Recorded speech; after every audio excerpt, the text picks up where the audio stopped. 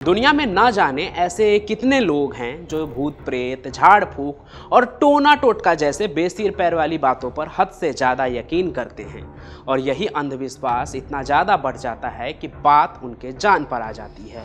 आज मैं आपको एक ऐसी ही लड़की की कहानी बताने जा रहा हूँ जो असल में तो बीमार होती है, लेकिन घर वाले उसे हॉस्पिटल की जगह ले जाते हैं चर्च। फिर पादरी एक्सोर्सिज्म के नाम पर उसका ऐसा झाड़ फूक करता है कि बेचारी की जान ही चली जाती है। नमस्कार, मैं पंचम प्रकाश और आज आप चश्मदीद गवाह बनने जा रहे हैं एक ऐसे मौत की कहानी की जहां भूतिया एंगल है, लेकिन कहते ये भी है कि लड़की के अंदर हिटलर की आत्मा होती है। अब पूरी कहानी क्या है वो तो मैं आपको आगे बताऊंगा ही, लेकिन उससे पहले आप हमारे चैनल क्राइम कनेक्ट को सब्सक्राइब कर लीजिए अभी।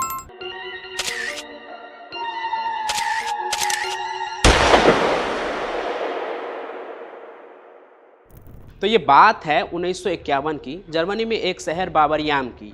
इसी शहर में रहती थी एक लड़की एनालिज मिशेल, जो अपनी ज़िंदगी में इस परिस्थिति से जूझ रही थी कि उसके साथ उसका परिवार भी काफ़ी परेशान था, क्योंकि एनालिज के बारे में जो उन्हें पता चला वो असल में बहुत ही परेशान कर देने वाली बात थी कि उसके शरीर में एक या दो नहीं बल्कि 6 आत्मा जो है अपना घर बना लिया है।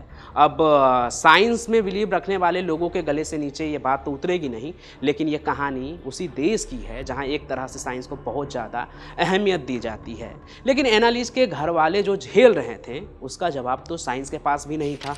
एनालिज मिशेल की उस वक्त उम्र करीब 16 साल थी जब वो टेम्पोरल लोब एपिलेप्सी जैसे गंभीर बीमारी के चपेट में आ गई। घर वालों ने इलाज में कोई कमी नहीं छोड़ी, बावजूद इसके वो ठीक नहीं हुई, बल्कि हर गुजरते दिन के साथ वो और भी ज़्यादा कमज़ोर होने लगी।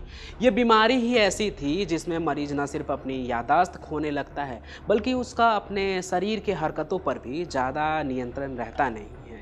उसे कभी डर का एहसास होने लगता है तो कभी उसे खुशी का अनुभव होने लगता है। धीरे धीरे एनालिज भी ऐसी अजीब हरकतें करने लगी कि इतना ही हुआ था कि उसके घर वालों ने ये मान लिया कि अब जो है इसका इलाज डॉक्टर नहीं बल्कि गॉड ही कर सकते हैं, क्योंकि उन्हें लगता था कि उसे कोई बीमारी नहीं बल्कि उस पर किसी प्रेत का साया है। इसलिए एनालिज के घर वाले क्या करते हैं, अपने एक जान पहचान के शख्स को घर पे बुला लेते हैं जो झाड़ फूक का काम करता था। जब वो एनालिज के कमरे में जाता है तो उस वक्त जो एनालिज होती है वो अपने बिस्तर पर नहीं होती है बल्कि ज़मीन पर पड़ी होती है, और झाड़ फूक करने वाले जो इंसान आता है उसके घर में उसे देखते ही एनालिज अजीब तरीके से फर्श को अपने जीभ से चाटने लगती है और पास में पड़े कोयले को उठाकर चबाने लगती है। उस शख्स ने एनालिज को देखकर जिस बात पर सबसे ज़्यादा ध्यान दिया वो ये बात थी कि ऐसा करते वक्त जो एनालिज वो लड़की थी उसके चेहरे पर एक अजीब सी हंसी थी। ना वो खुलकर हंस रही थी और ना ही खुलकर रो रही थी, लेकिन उसके चेहरे का जो इमोशन था इस तरह से बदल रहा था कि वो बहुत ही ज़्यादा अजीब था।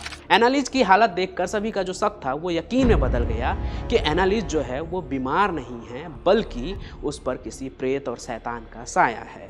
इसके बाद जो वो झाड़ फूक करने वाला आदमी आता है वो एनालिज के माता पिता को उसका एक्सोर्सिज्म करवाने की सलाह देते हैं, यानी कि उसकी झाड़ फूक करवाने की सलाह देते हैं। बेटी की हालत को देखकर माता पिता भी झाड़ फूक कराने की जो सलाह होती है उसे मान लेते हैं।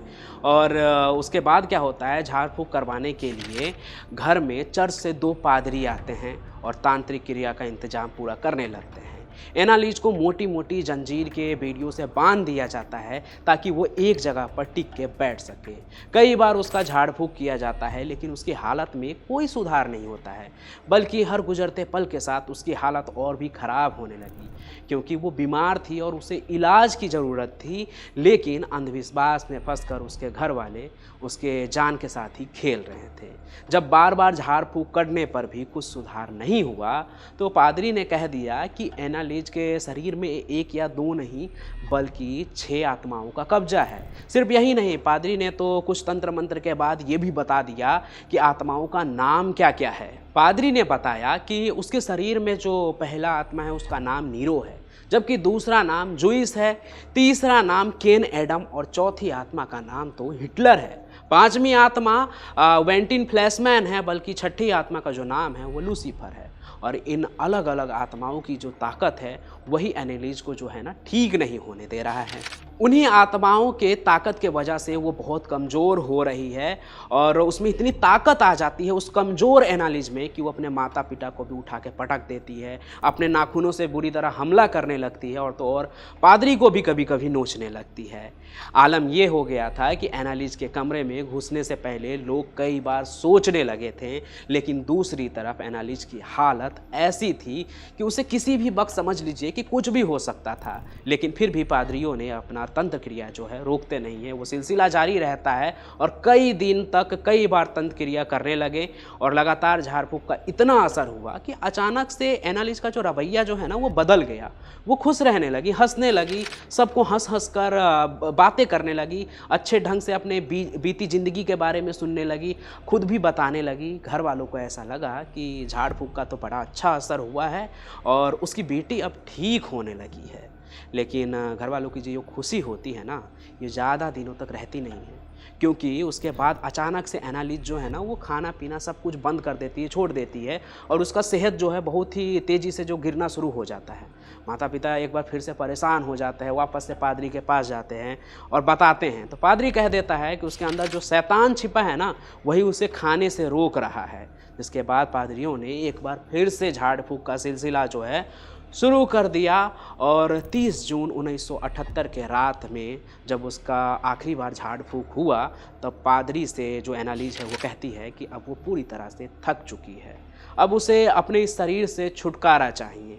और इतना बात कहकर जो एनालिज होती है लड़की, वो पूरी तरह से रोने लगती है। उसे इस तरह रोता हुआ देखकर उसके माता पिता भी टूट जाते हैं, रोने लगते हैं, यहाँ तक कि वहाँ पर जो पादरी मौजूद होते हैं झाड़ फूँक करने वाले, उनके आँखों में भी आंसू आ जाता है। इधर सभी रोने लगते हैं और इतना कहने के बाद एनालिज जो है एक गहरी नींद में सो जाती है, इतनी गहरी नींद में कि वो फिर कभी दोबारा उठती ही नहीं है।